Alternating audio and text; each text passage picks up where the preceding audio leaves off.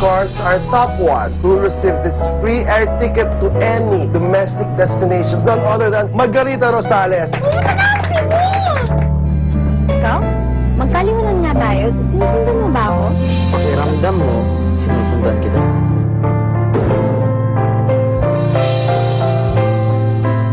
Uy! Ano yun? Kuryente ako! Ah, static. Ikaw? Mayday! Exit quick! Emergency! Help! Plan!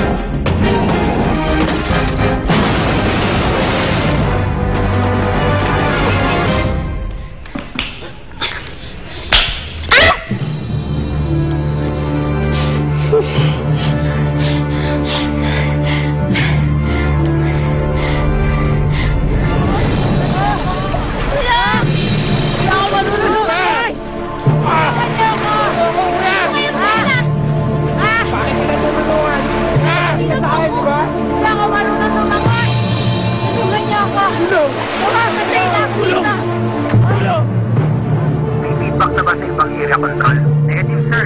Walang nakita sa radar ang ibang area control. Conduct visual search.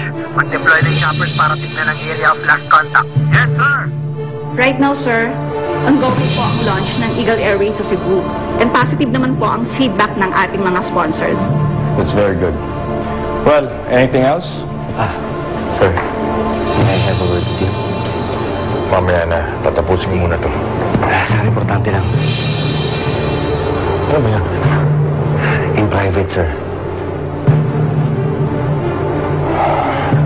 Can you please excuse us? Thank you.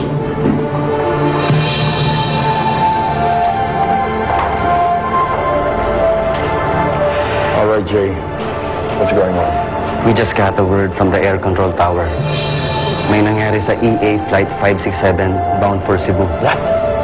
Ano nangyari? 30 minutes ago, nag-request ng descent clearance ang piloto sa area control tower. Immediately after, naputo ng kanilang communication. Nawala rin sila sa radar. There are exactly 125 passengers and 4 flight crew members. Ang ibig mo sabihin, bumaksak ang aeroplano? Rigo's on that plane! Sir, nandun na siya. Oh my God!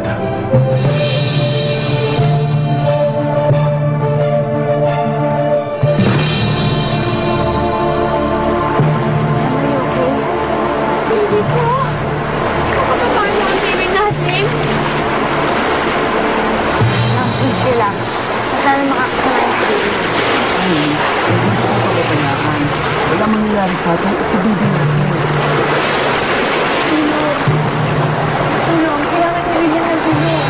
Wala lang na ganyan. Kaya mo wala ng pag-asa. Hoy! Nakikita mo ba sitwasyon natin ngayon, ha? Nasa gitna tayo ng kung saang lupalop ng pelikula. And you honestly think na makakasurvive tayo? Melanie, huwag ka magpakita na kayo na sa kanya. Natatakot din ako, pero kailangan mo din matatag tayo. Ano ba akala mo, di ka training pa rin?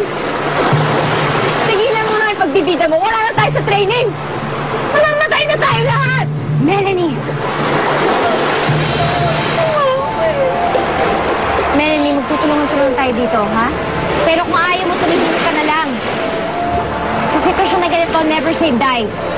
Tihadong alam na ng Eagle Airways yung nangyari sa atin. Sigurado nagsisimula na yung search and rescue operation nila para sa ating lahat. Ha? Saan ako sigurado? We're in a God-forsaken island. Wala ka nakatira dito eh. Bakit wala nakatira? Kasi walang nabubuhay dito.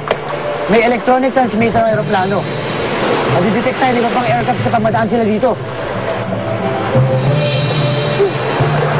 Excuse me, sir. Pero kung pwede lang, sana yung mga ganyang klaseng information, hindi mo sinasabi sa lahat ng tao dito. Bakit? Totoo naman yung sinasabi ko. Tsaka di ba dapat alam mo yan? Trainee ka, di ba? Pinag-aaralan niyo yan dito eh. Oo nga eh. Training nga ako. Kaya nga po nakikiusap ko. Yung mga ganyang klaseng information, dapat hindi mo sinasabi sa harapan ng lahat ng tao. Dahil baka umasa sila na dadating, hindi nga natin alam kung kailan tayo makikita. Ano ba talaga nangyari? Pilot error ba? Malamang, pilot error. Eh dahil sa pilotong yan, kaya tayo lahat nandito. Pag ako nakaalis dito, idedemanda ko yung Eagle Airways na. Walang may gusto na nangyari. Huwag muna tayo mag-conclude. Ang isipin natin kung paano tayo magsosurvive sa lugar na to. Sino ka ba? Abogado ka ba ng Eagle Airways para depensahan mo na gano'n? Ay, sir. Ano naman siya? Hindi ko nagpakilala na may-ari ng Eagle Airways. Nakikita niyo yun.